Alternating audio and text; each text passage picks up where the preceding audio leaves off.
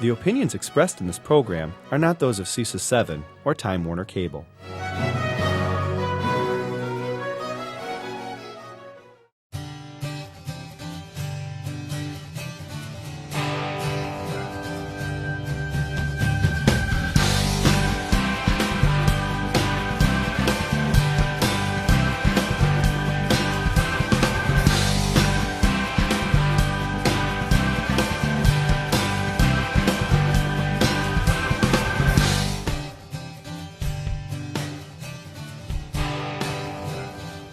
What's your tomorrow?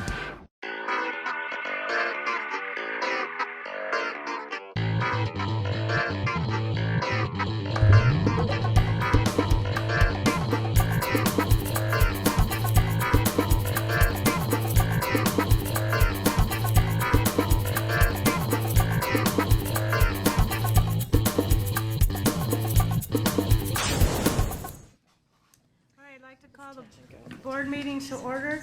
We'll first start with an open forum. I have 3 people that have filled out forms that wish to speak, and I'll call them in the order I received them. The first one is Nikki Freilich. Can I sit right here? You do. Yeah. Oh, Thank yeah, you. I'm sorry. It's okay. And you can speak for 3 minutes and state your name and your address before you speak. Okay, my name is Nikki Freilich. I live at 3520 Bay Harbor Drive in Green Bay. I'm just going to read you what I wrote here. That's fine. Good evening. My name is Nikki, as I cited. I'm a Red Smith school parent. I have always told parents as a teacher that they are the best advocate for their children, that no one will advocate for your child better than you. I have said that being a teacher, and now I'm trying my best to do just that from the parent standpoint. Many of you received a letter I wrote addressing my concerns with the continuing growth of Red Smith School due to open enrollment in an attendance area with much room to grow. As you read, I am not only concerned with class sizes, but also sheer size of Red Smith School. It just does not make sense to me to pack as many as possible into one school while others are not near capacity. Many minor problems turn into bigger problems when a school continues to get bigger and bigger. For example, at Red Smith, the afternoon recess has all students, kindergarten through 5th grade, outside together. Not only is that way too many students for monitors to manage safely and effectively, I absolutely did not want my kindergarten child hanging out with 4th or 5th graders. That is when problems did arise and will most likely continue to do so. I did contact the principal stating that this was too many children to supervise and too wide of an age gap.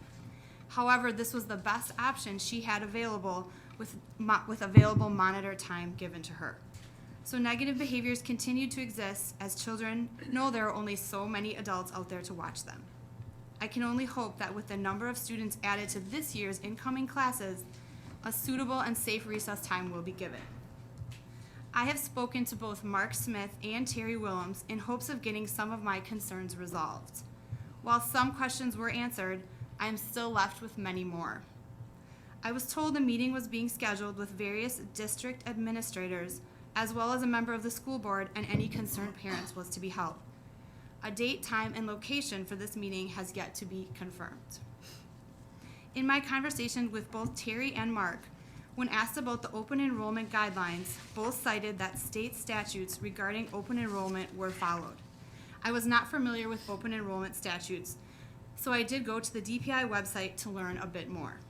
I learned that an open enrollment application can be denied due to space or building capacity, and that if a school district does have an established class size limit, for example, 25 students to 1 instructor, the school district is permitted to use enrollment projections in determining its space availability for that school, and that if the district wishes to reserve some spaces for growth, it may do so. It is my understanding that there are no reserved spaces for projected enrollment at Red Smith. At the end of my conversation with Mark Smith, he asked me to think about the quality of my children's education at Red Smith, and I did. As I think about that statement, both my husband and I have concluded that we were very happy with the quality of education that our children received last year, but are worried about next year and future years as we still have one child at home.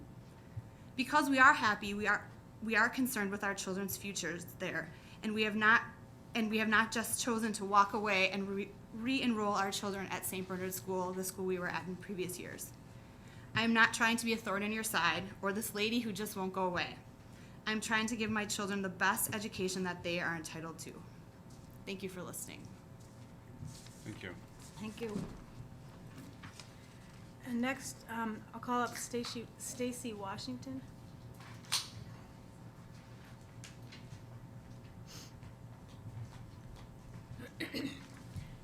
Hi everyone, my name is Stacy Washington. I'm addressing you, the school board, as a concerned parent for my children's education. I have 3 daughters at the Red Smith School, a 7th grader, a 4th grader, and a kindergartner. Okay, sorry, could you just state your address for the record Yes, first? 3351 Cottage Hill Drive, Green Bay, Wisconsin, 54311. Thanks. With Red Smith, we have moved into the neighborhood 5 years ago, and we looked at many different schools before deciding on Red Smith.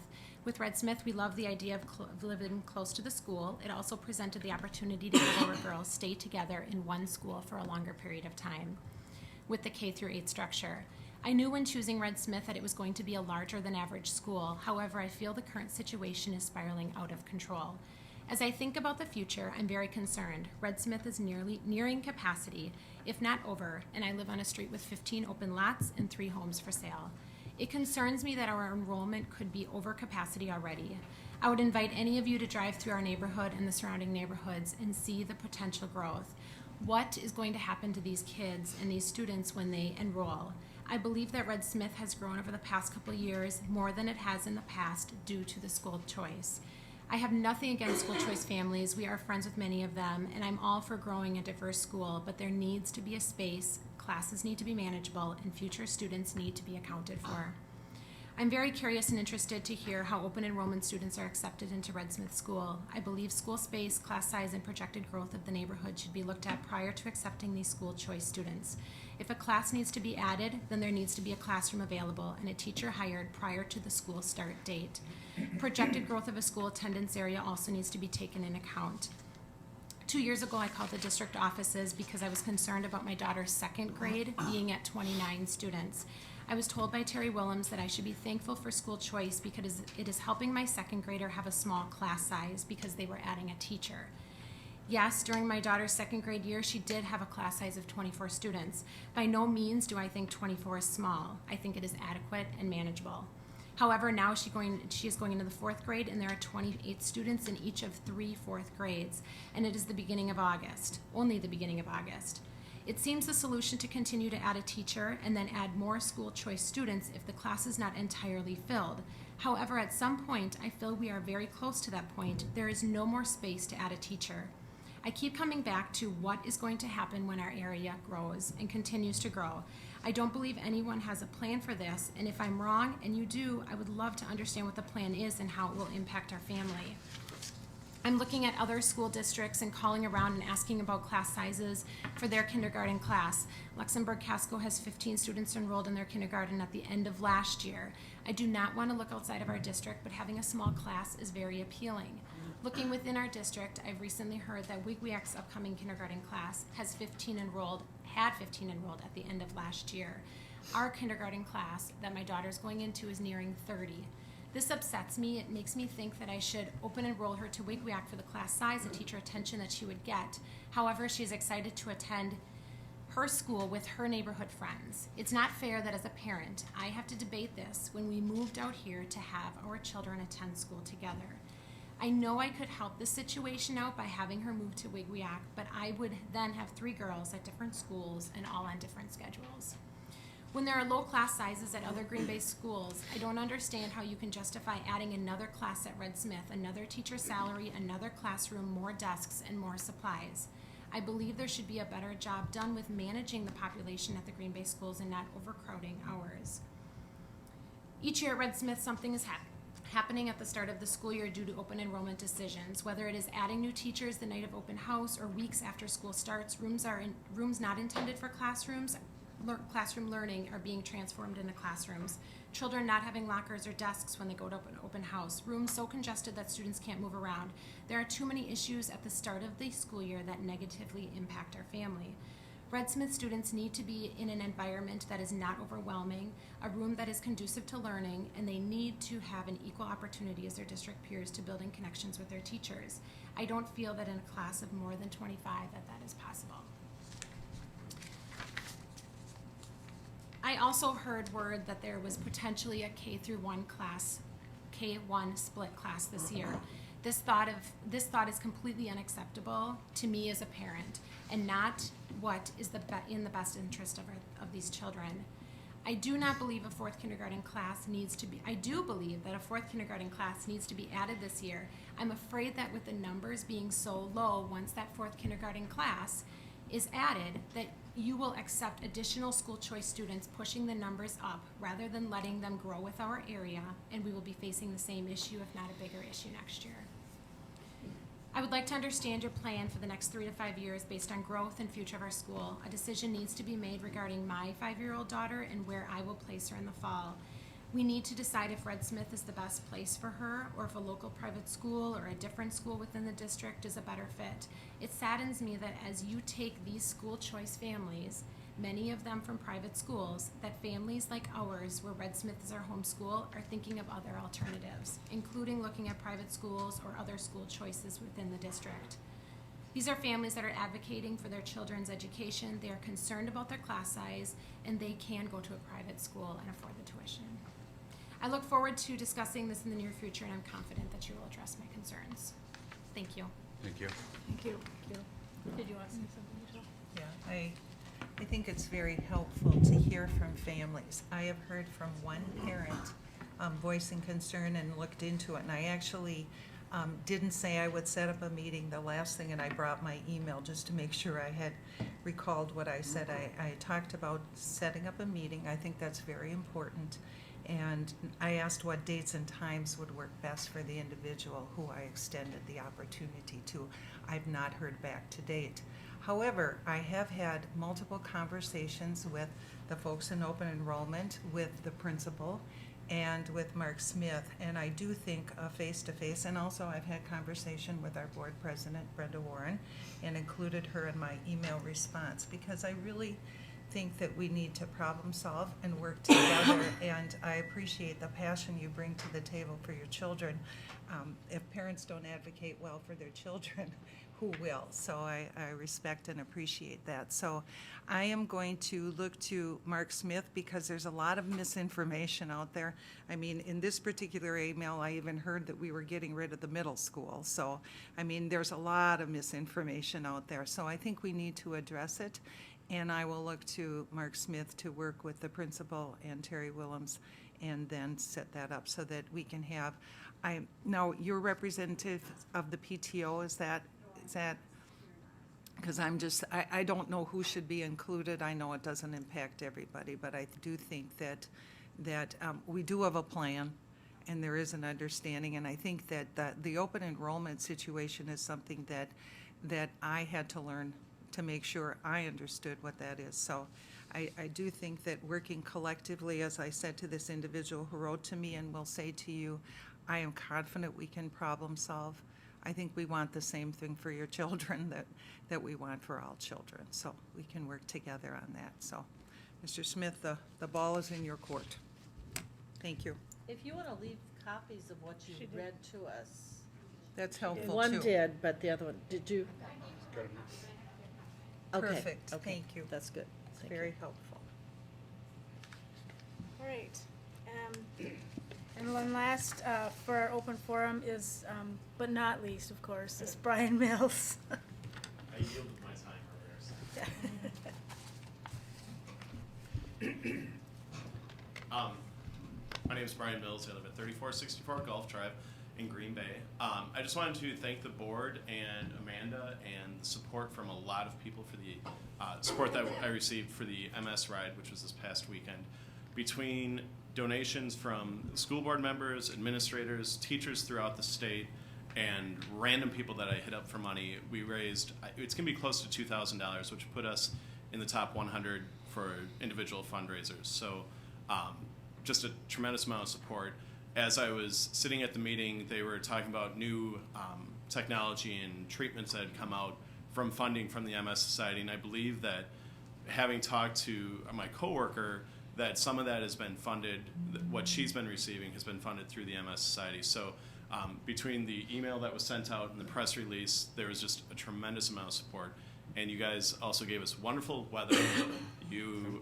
It was your fault that I took a wrong turn and went 75 miles instead of 50, but we had great weather But and it was in lovely weather. it was Yes. wonderful weather, So and there's what a are you lot complaining of about? there's a lot of hills in southwestern Wisconsin which There I are. forgot about. So I just wanted to thank the board and the district for their support on it. It was a great ride. They've got cool tan lines now. So And you're gonna send us another link if you would?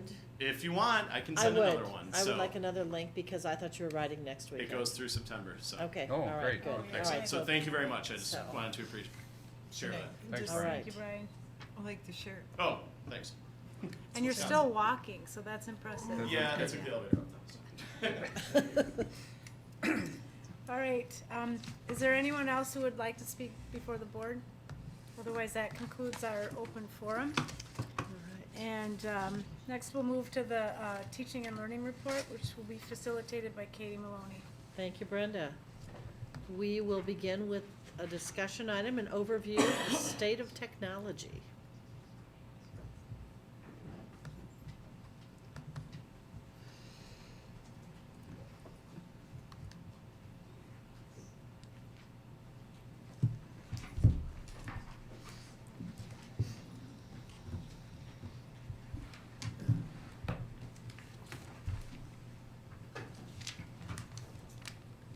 Set the tone. Please do.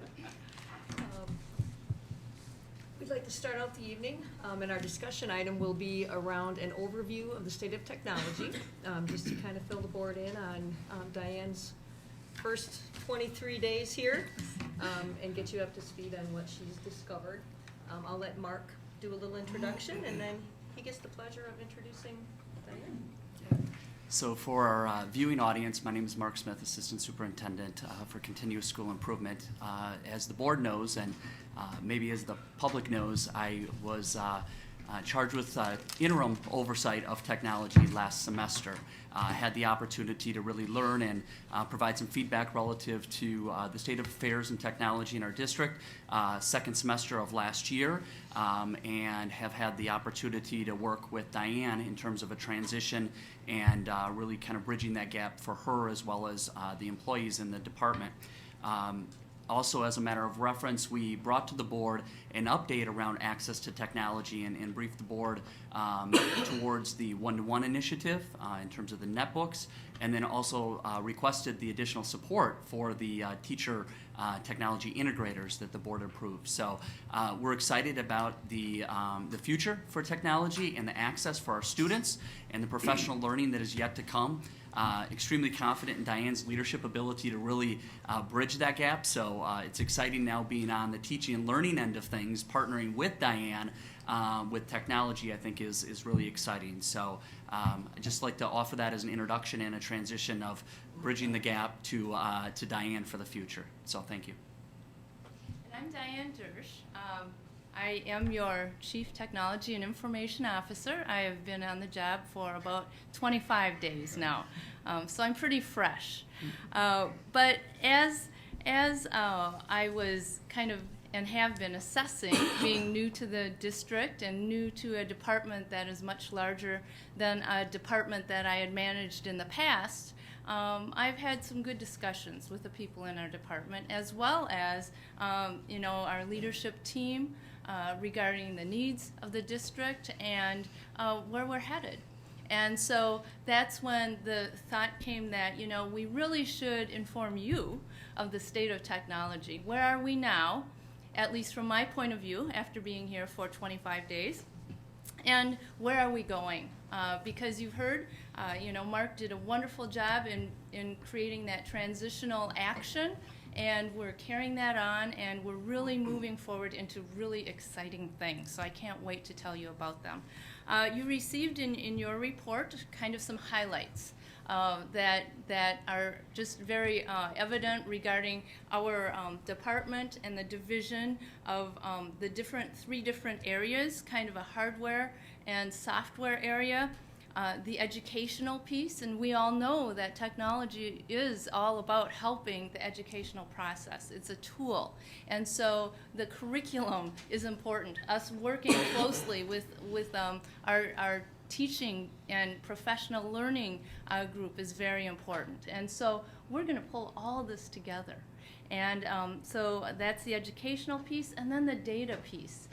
We have a lot of data in this district, and so we have, plans for better management of that as well. So as we move forward, there are a couple things that I just want to bring forward to you, just so we could elaborate on them a bit for your understanding.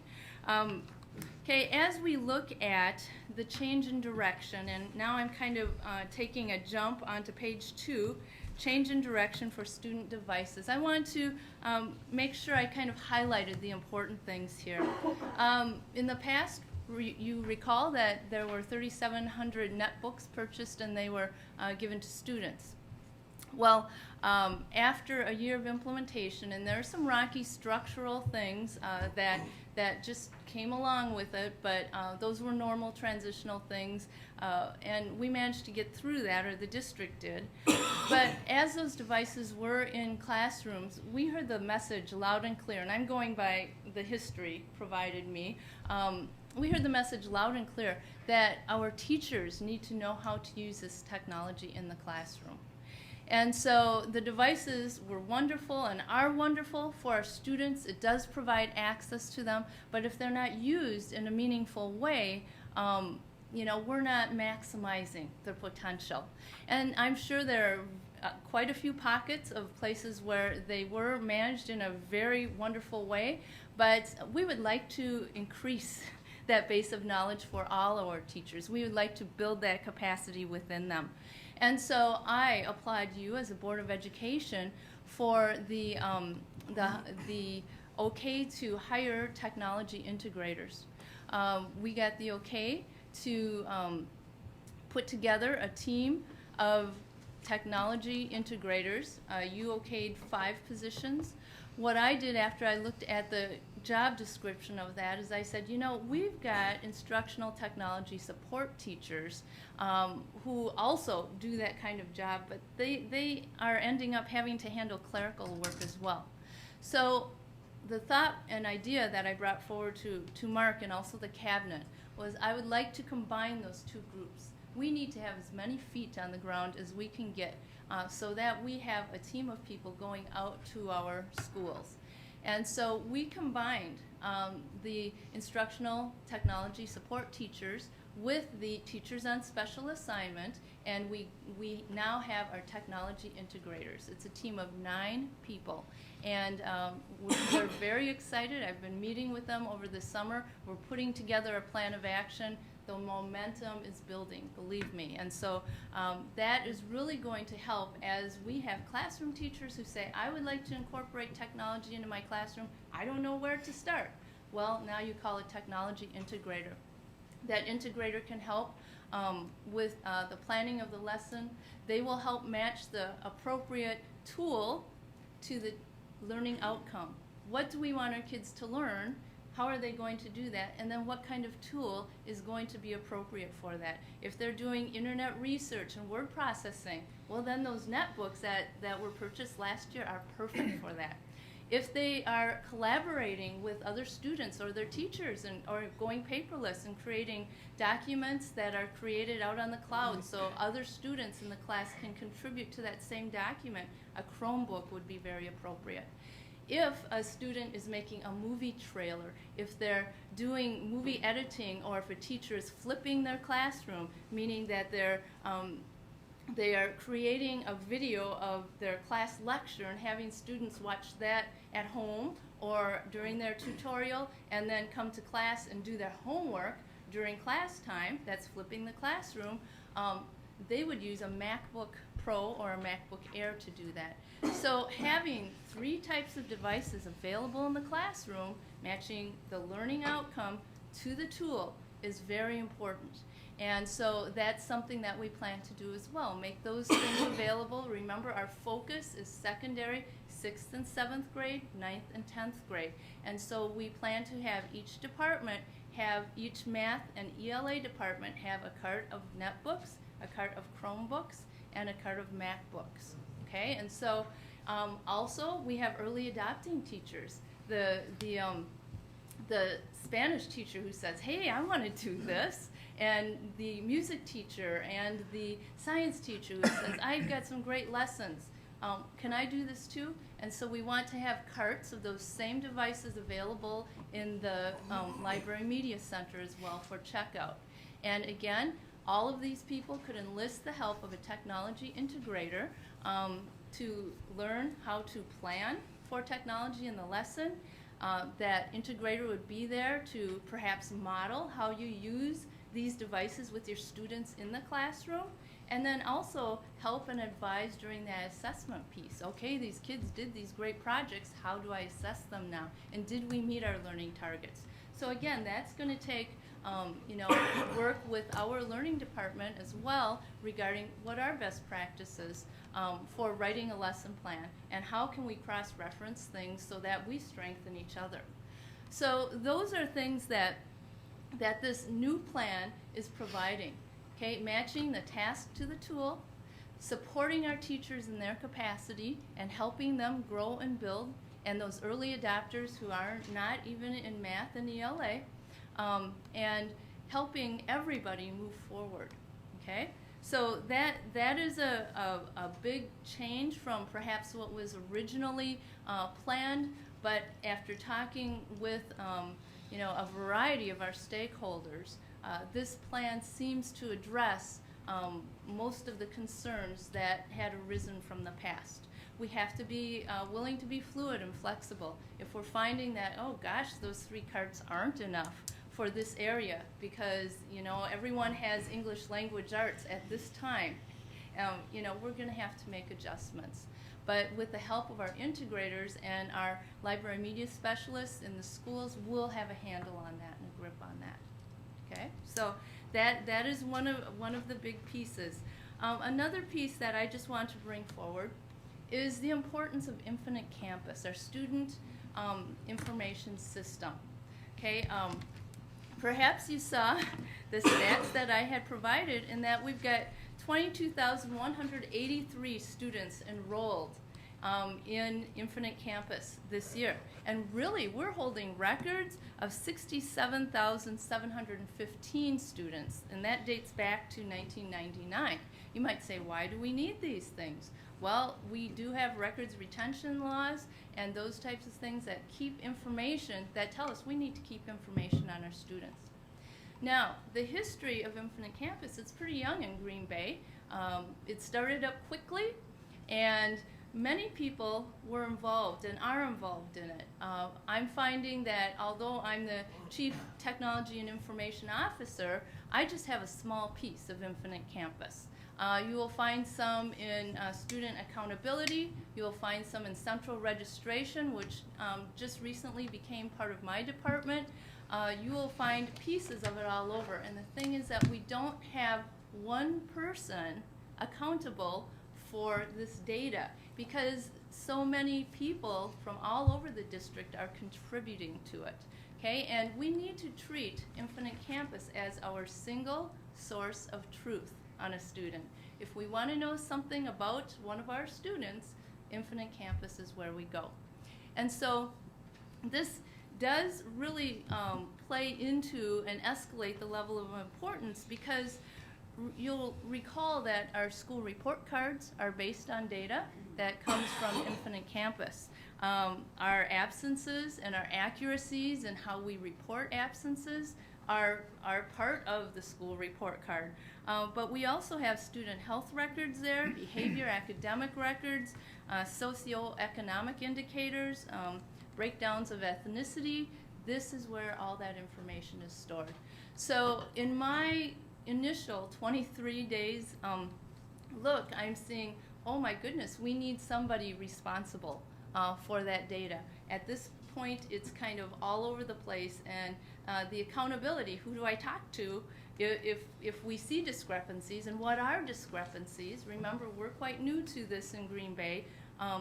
We need, as time goes on, somebody who can look at the data and interpret that data before we press the send button, okay? Before we submit our information. So that was another area of concern of mine. But then looking back throughout the report, I did also talk about the present staffing, wireless access. I know that providing access to all our students is very important, and so how does that look? And I'm really happy to say that, you know, we do have coverage, although when we're putting now 30 devices in classrooms, we're going to have to make some adjustment. We'll have to wire for density, it's called, a bunch of devices in the classroom. The district will be moving and is moving to Google Apps for Education. You've heard me refer to it before. This is a cloud-based service by the company Google, and it does provide free storage on the cloud, so a student could start a document at home, come to school, and open the internet and log into Google Drive and get access to that same document. It doesn't matter now if they are Mac or PC. It doesn't matter if they own Microsoft Word or Pages, okay, because all your word processing tools are there. Okay, it's platform agnostic, and so this could be accessed on a device like a tablet, Android, or the Apple operating system, and there's accessibility all over. And so I am proud to say that this cabinet did a wonderful job in learning how to use it during their cabinet retreat. And I'm optimistic that if the cabinet can do this, everyone can do this, okay? Probably a very good observation of 25. So that's a very exciting highlight as well. And we have a plan for how we're going to roll this out for our staff as we move forward. And the other thing is, and I know you've heard Dr. Langenfeld talk about this, we want to transform the way we teach. Okay, when we incorporate technology, we cannot teach in the same way we had taught before. We need to provide engaging lessons that allow us to differentiate to the needs of our students. And this is something that technology allows us to do. Now, I'm not saying it's the answer to everything, because we know that the most important thing is a good teacher who knows what they're doing and knows how to use the technology most effectively. So instructional design and being there to hold the hands of our teachers as we move forward with that gradual release of responsibilities is where we want to be. We get the question, could our tech integrators ever work themselves out of a job? And I don't think so, because there's plenty of work to be done. And you know, in this current world, that technology changes quickly. And so as fast as Google Apps for Education is here, who knows what it will be like in 3 years? We don't know. Okay, so those are kind of the highlights. And you saw my future considerations as well, something to think about for the future and where we're headed. And if you have questions, I'll be happy to answer them. Mike?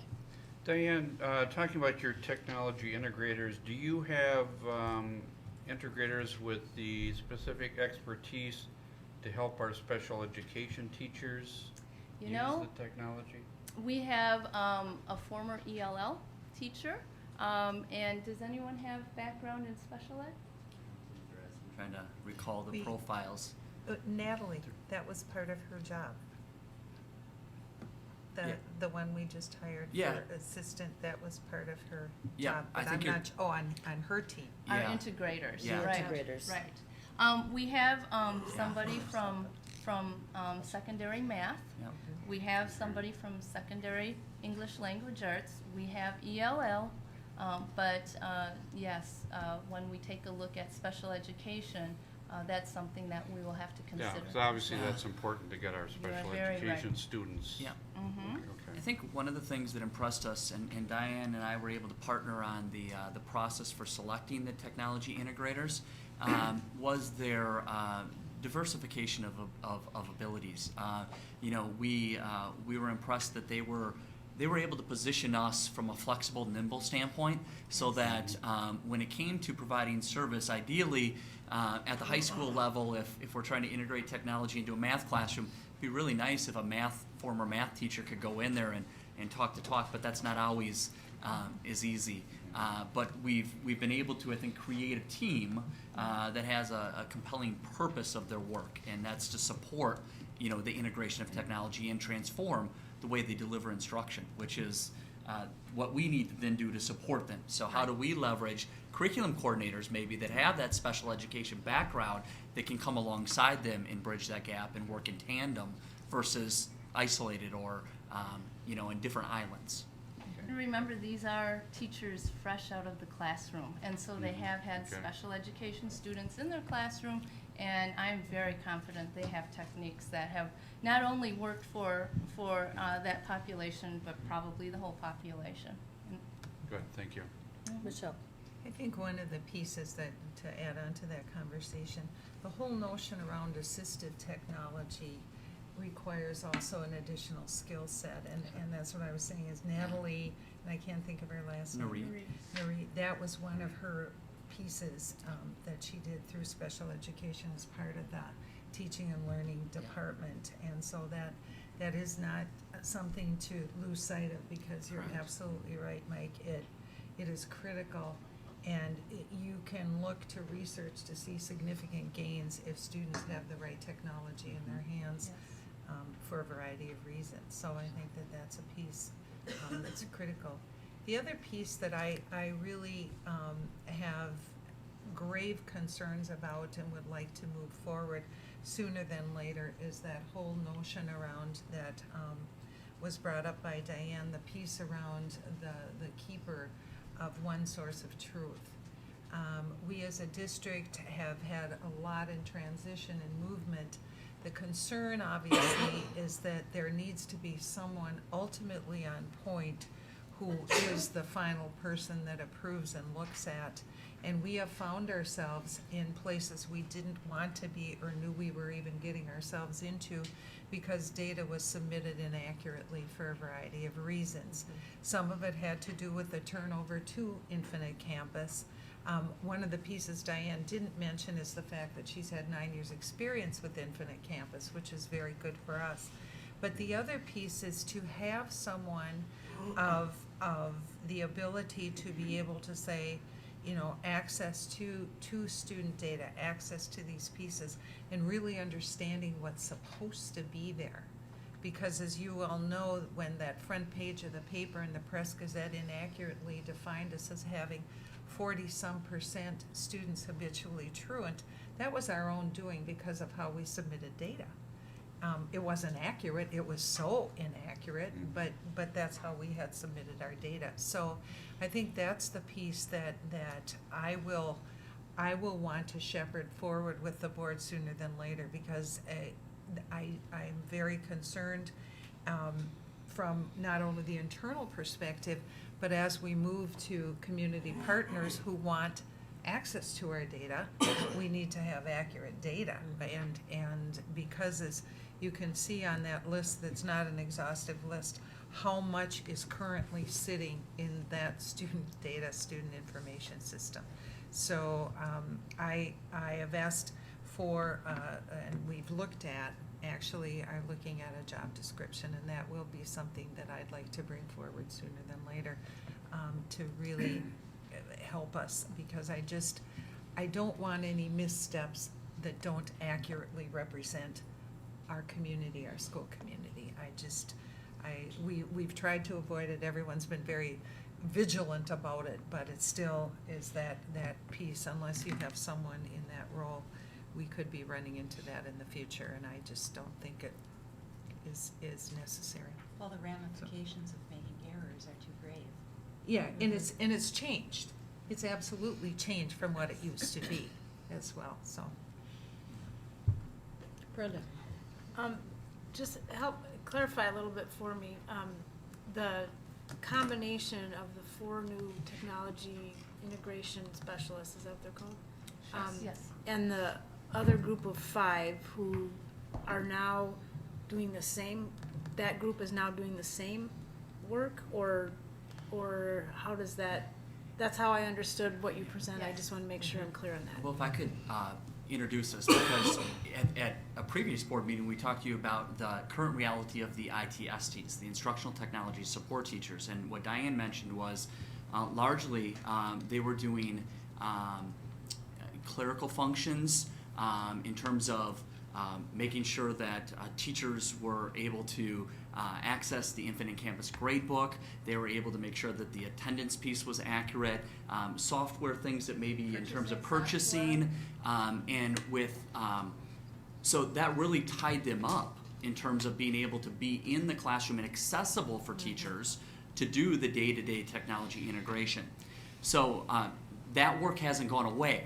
But I think what Diane has realized in the short time period is that they too, as instructional technology leaders, need to be integrated in that team approach. So her messaging to those folks are around how do we work together, more in partnership versus what could have possibly been really isolation, where the ITSTs would continue to become more and more clerical or more kind of on an island. So how do we come together and really bridge that gap is really what I see that working out to be, and really providing more resources for the buildings and support for the buildings at that level.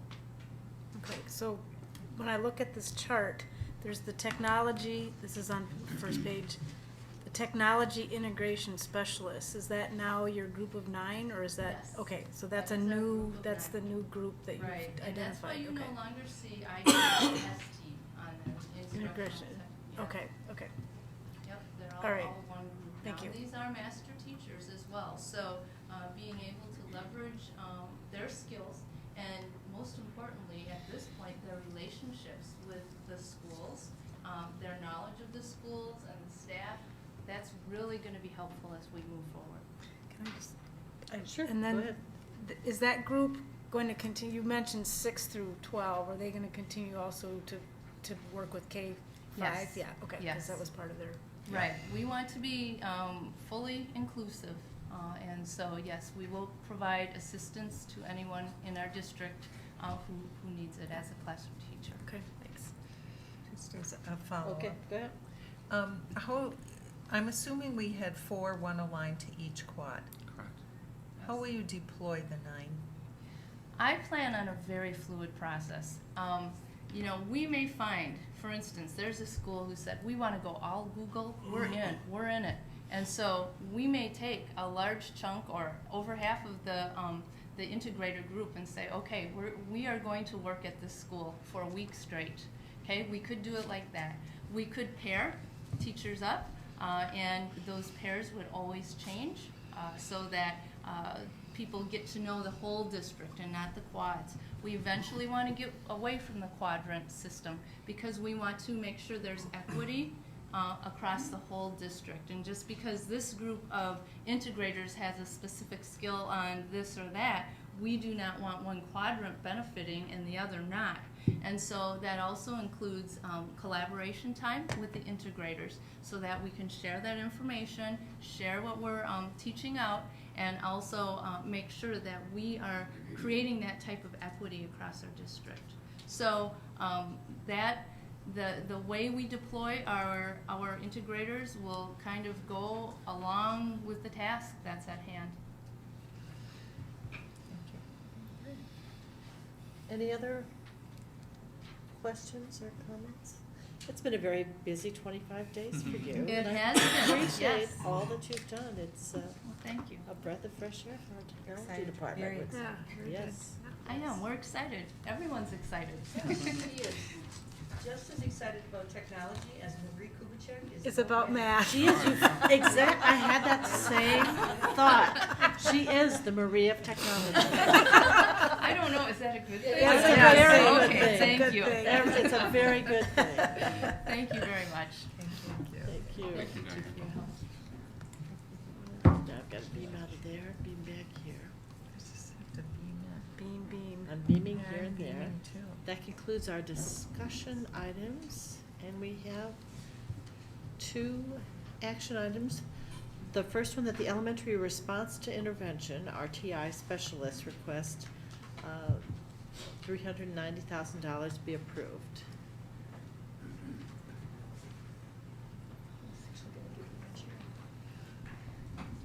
I'm going to let Mark start out with the introduction on this, and he's All going right. to kind of lead us through, and then Brendan and Andrea are going to chime in. Very good. Thank you.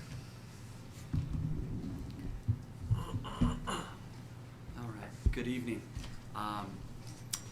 This evening, both myself, Mark Smith, Assistant Superintendent for Continuous School Improvement, Andrea Landwehr, the Executive Director for Teaching and Learning, and Brendan Whitfield, the Supervisor for Special Education Educator Effectiveness, are here to present to you around really three major ideas, and one of which is a general overview of RTI, response to intervention. And I say general simply because, is that too close? Thank you. General simply because we'll be following that up with additional information around RTI, so I want you to know that up front. And then in addition to an overview of RTI, really more specifically and partly a driving factor in this presentation is an SLD, Specific Learning Disability Rule, that has come before us. And really as a rationale for the positions that we feel are really going to make a difference for our students and for our buildings, in particular at the elementary level. So in a short period of time, you've heard from Diane Dersch in terms of the transition and some of the work that she's been able to do in a relatively short period of time. I can certainly say the same thing about Andrea Landwehr in the Teaching and Learning Department. So we're excited about that, and the opportunity came forward for us to really effectively and efficiently partner the Teaching and Learning Department with the Special Education Department. And in that process, really look at what does response to intervention look like for our district in a more comprehensive approach, not limited particularly to students with special education needs or a consultation process. Really, what are we doing in terms of how do we intervene for our low progressing students across the board? So that's been exciting, and that really leads us into why we're here today. So our organization for you today is to give you a brief overview of RTI.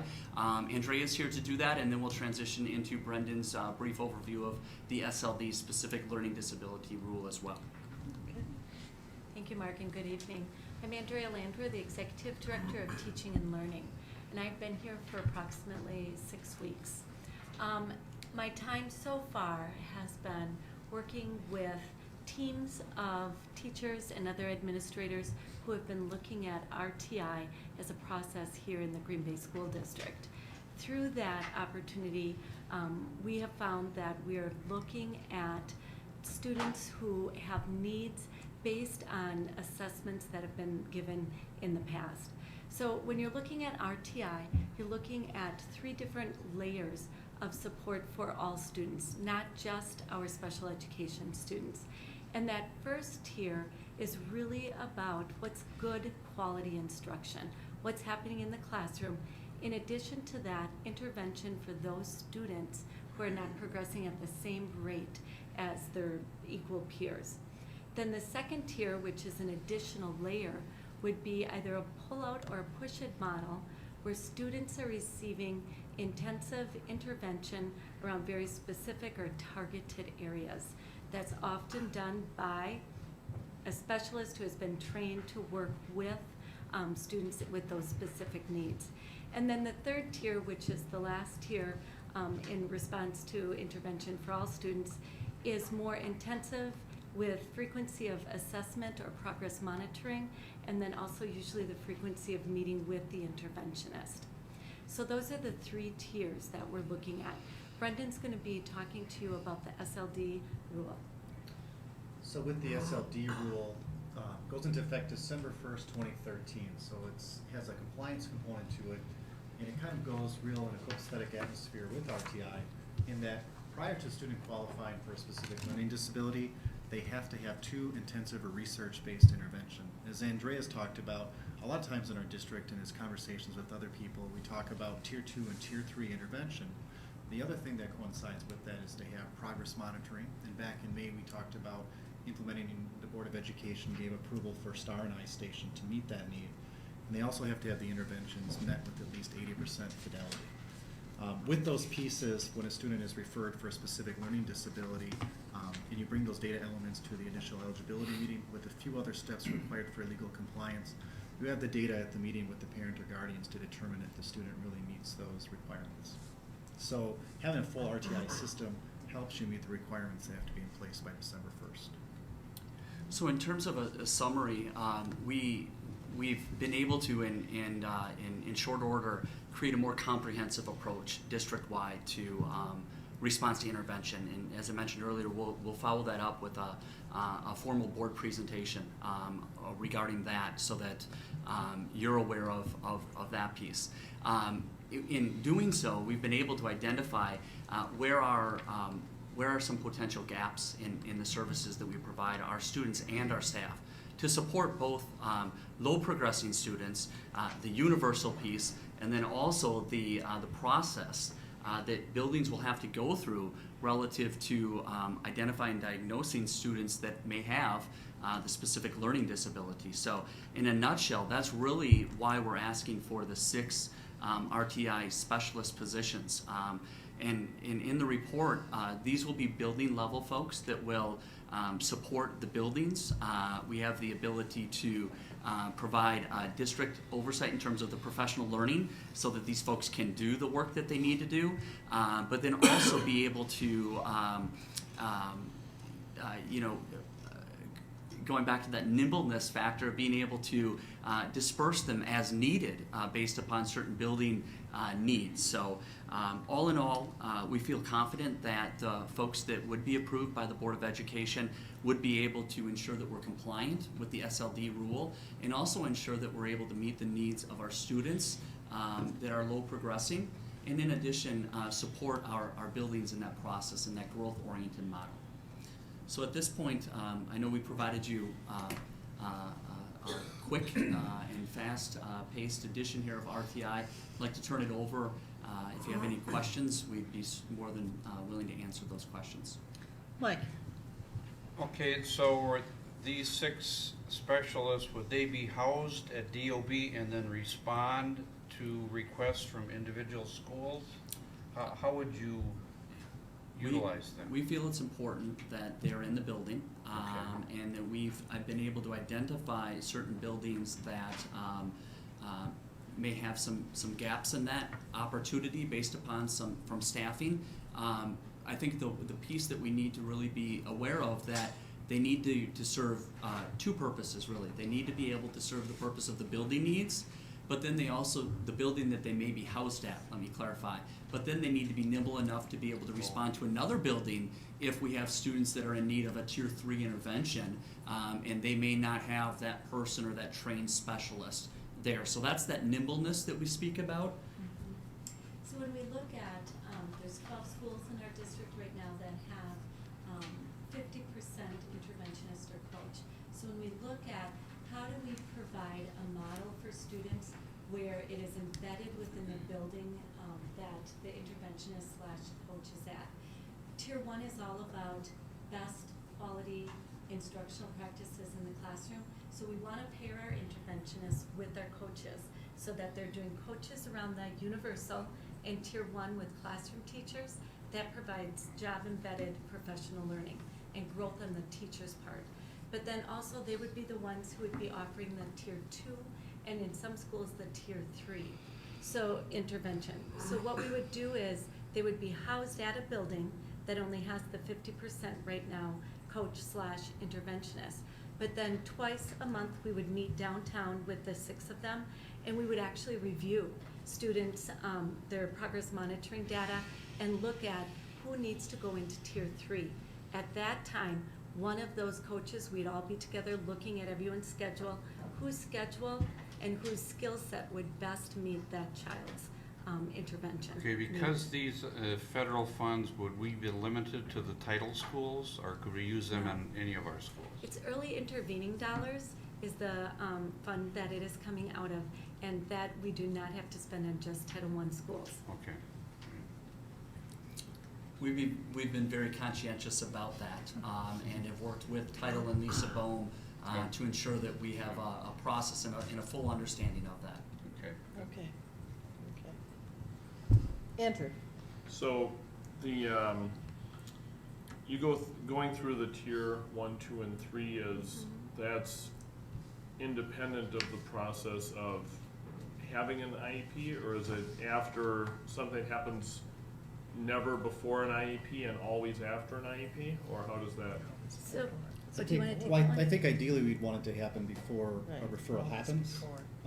So you would have that happen before a parent or a staff member kind of goes through that process. So we're screening and monitoring the progress of all of our students. Obviously, it's within the parent or guardian right to refer at any point.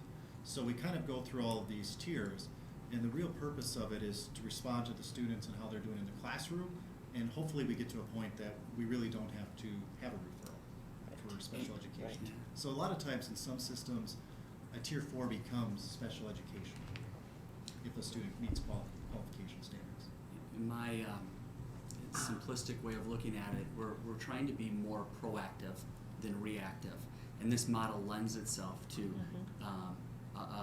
It really ties nicely. You're going to hear in August 19th a presentation around school improvement planning, and RTI really is a process. It's how we do our work in the building, and it's that understanding that in a classroom, as a classroom educator, I have a role and responsibility not only to provide a universal delivery, but also an intervention within the classroom. And that's changing the mindset for some educators, which we're prepared to do because we know that that's going to meet the needs of our students. Michelle? Just to add on, I think one of the things as we started to look at and think about, it's response to intervention, but it's also response to instruction. And so when you start to look at the fact that some of our buildings actually have that coach / intervention person every other week, what happens to the students and what happens in those buildings? The off weeks. Mm-hmm. And that was the part that I found extremely troubling and said, well, how does that work well when we're providing every child opportunities? And I think what, even though some schools may not receive title dollars, obviously with the movement that we afford our families and children, we have children who need supports in every single building that we have. And it's not, I don't think, as clean as maybe it has been in the past in terms of providing resource and service. So we looked for a way, how we could not only, obviously the law is very important, but more importantly, I think the people you see sitting across there and out in the audience are people who care deeply about the success of kids. And in doing so, you start to see where gaps are, and if we can fill them and address them in a way that makes sense, we're going to try to do that. And I think the other piece, it's not only will they be helping to support the intervention piece, but also building capacity with our teaching staff. And for some folks, it's going to be a new way of business. For others, it will expand what they already know. My sense is if done well and right, we will have far fewer referrals to special education. Because, someone explained the model to me at one point and said, well, some of the model is that if they don't get it in my classroom, then I just send them. Well, no, we don't do that. We look to see what we can do differently. So again, at the end of the day, I think it certainly will serve students better, and also will build capacity and serve teachers better. And I've never met a teacher that was not open and amenable once they realized they could get some support. Because it isn't that they don't want to serve children well, it's maybe they don't have that skill set to do so, and then it feels really threatening. So it's a good segue into my own comments. I think it speaks to the board's desire to get more support in the buildings, to not have people housed down here, to actually get the help in the buildings. That being said, will there be an opportunity or a way in which the teachers in the buildings will have a chance to assess the helpfulness or input into, how they can better be served? Is there some fluidity to it so that it is effective? It's a great question, Katie. We designed a intervention identification process that we'd like to roll out. We'll be bringing it to you as the board as soon as we have all of the pieces together and are able to roll it out to the principals and to the staff. But the coach interventionist will partner with the principal as an instructional leader.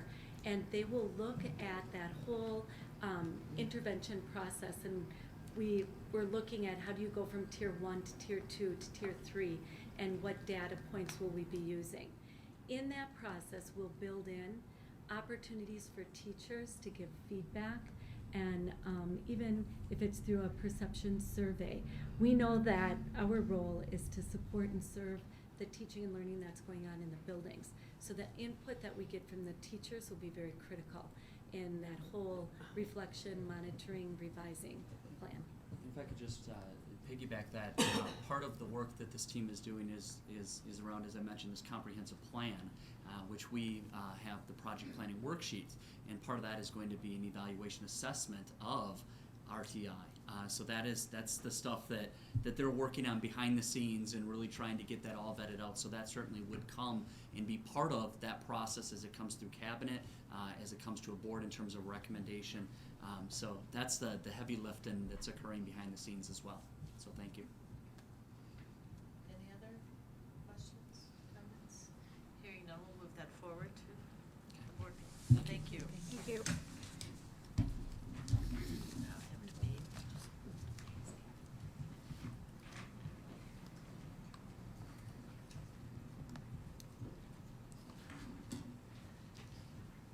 And we have another action item that the Head Start Program Guidelines and Operational Procedures Handbook and Policy Council bylaws be approved. And Sally is here. Sally and Terry. Terry's coming too, good.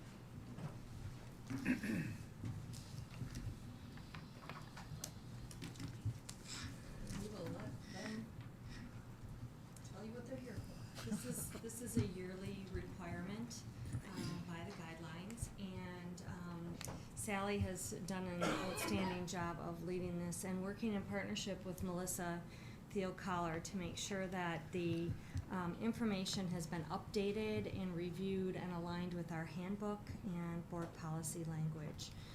So I'm very pleased that they went through that collaborative partnership to present to you for your approval this evening, the guidelines.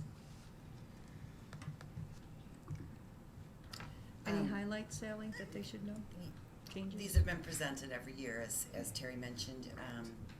Basically, all of the Head Start regulations, the 2000 base regulations, in addition to district policy, we need to somehow come up with a plan primarily for staff to explain what those regulations are. So if they're not included in district policy, how do we follow, for instance, when a family comes to enroll their child in Head Start, it's required that we have strict guidelines how that child is accepted, that we follow strict selection criteria. As much as we would like to accept every 3- and 4-year-old child in this city of Green Bay, we can't because of limited funding. So we need to have strict guidelines as to how those children are enrolled.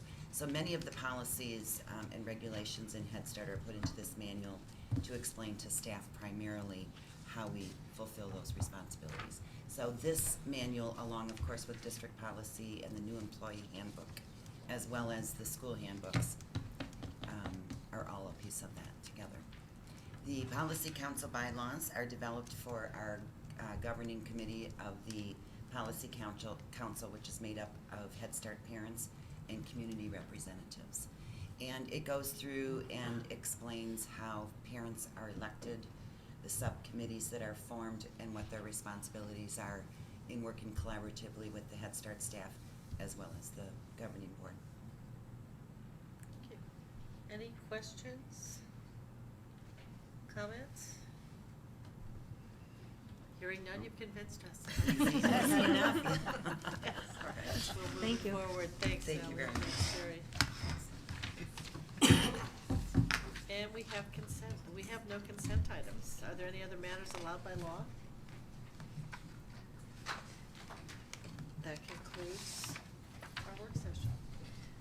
All right, thanks, Katie. Then we'll move on to organizational support work session, and this will be facilitated by Andrew Becker. All right, under discussion items, we have none. Under action items, our first action item, recommendation is that the additional 2013-2014 contract for CESA 7 as presented be approved. Actually, you're gonna do the 5-minute Human Oh, I'm Resources, sorry. Daphne. So there was a discussion Yeah. item. Okay, so It's we'll very go back to short, that. snuck Sorry. in there.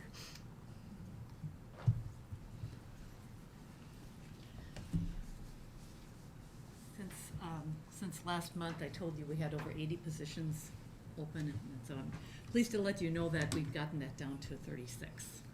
So we have still, the highest number really is in our Spanish bilingual. We're still interviewing, we still are sourcing candidates, and that includes the coaches, the interventionists, and math support. But we were able to hire a very difficult to fill position, which was a special ed bilingual teacher, and that I've learned is very difficult to hire. Then we have 3 other special ed programs. We have 1 more special ed bilingual to fill. Elementary, we have 9.62 because some of those are part-time. We have 2 in our curriculum and educator effectiveness positions, 6 secondary, and 2 response to intervention positions, and 1 in student services for a total of 36.02 because of the part-time. So we've been very busy, and I appreciate having a special board meeting to approve some of the some of the hires, because that allows people to give notice at their districts, which relieves some of their anxiety about coming here at a later date. We still have the 2 principal openings. One's at Beaumont and the other is at Elmore, and we're working on that, and I think I should have some news for you next week. Any questions? Other questions? I just have one. What so obviously it seems that at the teacher and administrator levels, finding enough Spanish-speaking professionals is very hard.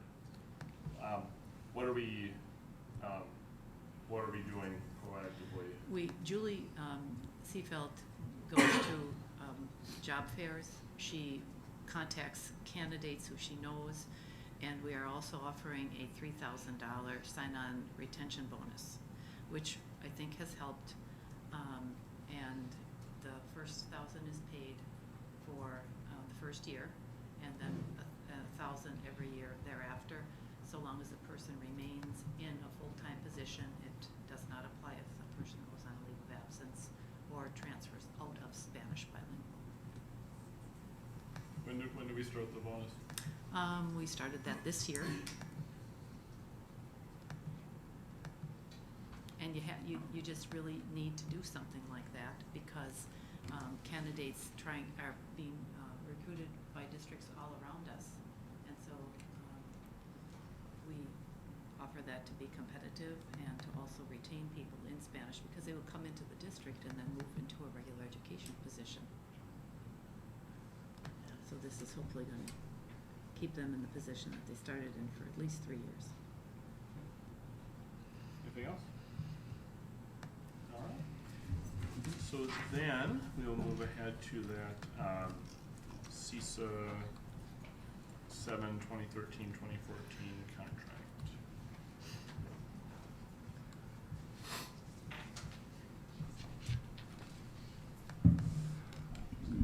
If you remember back when we had the CISA contract, became the first time there were 3 items that were removed, and the rest of the items were agreed upon at that time. This is the last one that we're bringing back, and it is the Learning for Independence program. That is for the students that are special ed students that are 18 to 21 years old, that works through CISA, but the classes are at NWTC.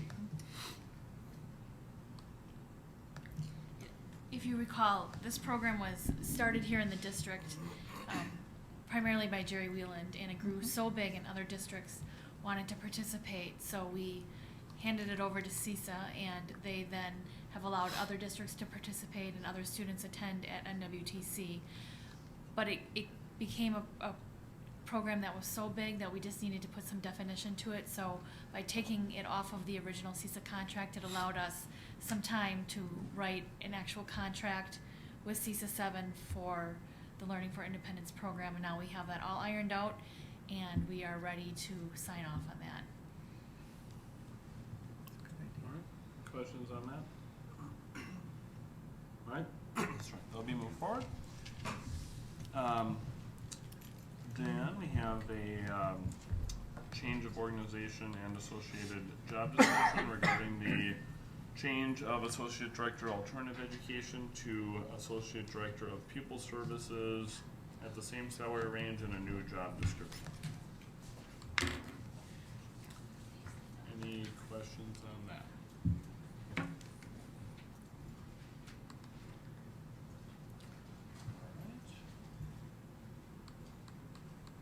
And moving along, we have the recommendation that the Associate Principal Elementary job description as presented be approved. Brenda? I have a question, not so much about the job description, but what the criteria are for determining when a school needs an elementary associate principal. How do we determine, because from reading the job description, it sounds like the associate principal is that there's still a dean of students potentially at the school, plus the principal, is that correct? This is the only associate principal we have is at Sullivan, and there is a dean of students there. This position was added, I believe, last year. We didn't have an up-to-date job description, so that's why this is being brought forward. The job description does not spell out when it's necessary, and that would be an administrative decision. So I don't know if there's a threshold. Yeah, well, one of the things that's unique about Sullivan is they are center-based special education, and so there's an additional resource put in there, and we're kind of following suit and put additional resource in the center-based program that is housed at Franklin too this year. We're adding some additional resource and support with that acknowledgement. So that was our original thinking behind that as well, is that you've got the largest elementary that really almost rivals a middle school. I mean, there's a couple hundred students different, and yet it was structured so that you had one principal and the dean of students. And so we felt for that very reason that's why we asked the board for additional support in that building. But I think it does go back to almost a case by case. When the numbers start looking like a middle school number-wise, I think we have to really entertain that. And I also think we need to give additional consideration to schools that house large percentages of students who need additional support and resource, because it does take more resource to best support all kids than in the buildings where we do that. So.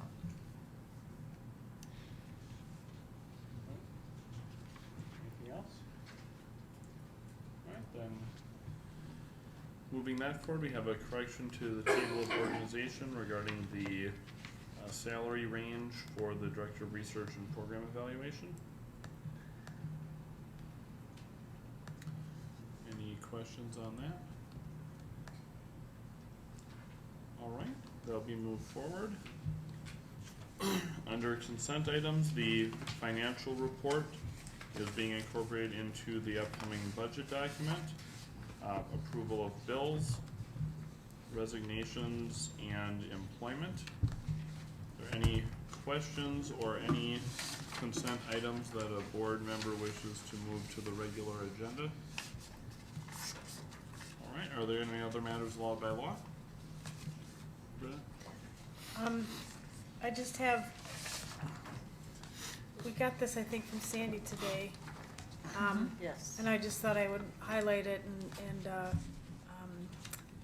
remind people to let Sandy know if you're going. It's a sponsored by CISA 7. It's a dinner presentation and dinner regarding teacher effectiveness, educator effectiveness, and it's September 18th. Yeah, at Comfort Suites. So if you're interested in going, let Sandy know. She can register us. You register us as a group, right? Or they want to find it out, yeah. Yeah, I'll go too. Yeah, and I previously told you I was going.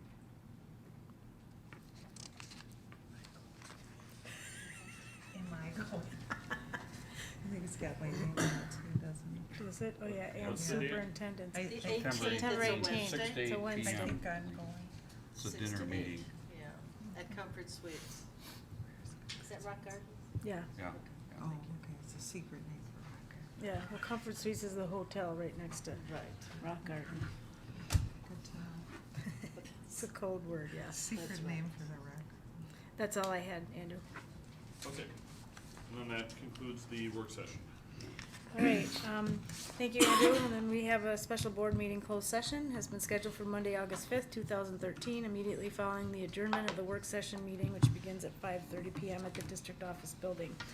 Room 337 pursuant to Wisconsin statute 19.851C, considering employment, promotion, compensation, or performance evaluation data of any public employee over which the governmental body has jurisdiction or exercises responsibility, and pursuant to Wisconsin statute 19.851F, considering financial, medical, social, or personal histories or disciplinary data of specific persons, preliminary consideration of specific personnel problems, or the investigation of charges against specific persons, except where paragraph B applies, which, if discussed in public, would be likely to have a substantial adverse effect upon the reputation of any person referred to in such histories or data or involved in such problems or investigations, to wit, personnel matters. Pursuant to Wisconsin statute 19.851E, deliberating or negotiating the purchasing of public properties, the investing of public funds, or conducting other specified public business whenever competitive or bargaining reasons require a closed session, more specifically to wit, negotiation of collective bargaining agreements. And pursuant to Wisconsin statute 19.851C, considering employment, promotion, compensation, or performance evaluation data of any public employee over which the governmental body has jurisdiction or exercises responsibility, to wit, employee compensation. The meeting will begin in open session to consider the appropriate motion for a closed session so provided by law. So moved. Second. Sandy? Aye. Aye. Aye. Aye. Carried 5-0, and we'll adjourn across.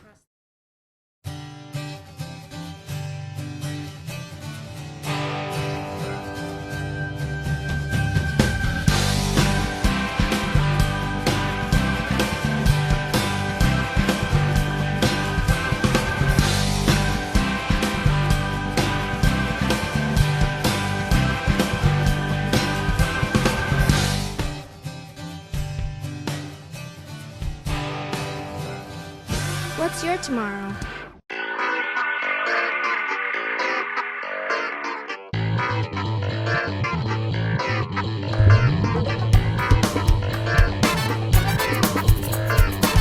For more information or to obtain copies of this program, contact CISA 7 Interactive Learning Services at 920-465-5218.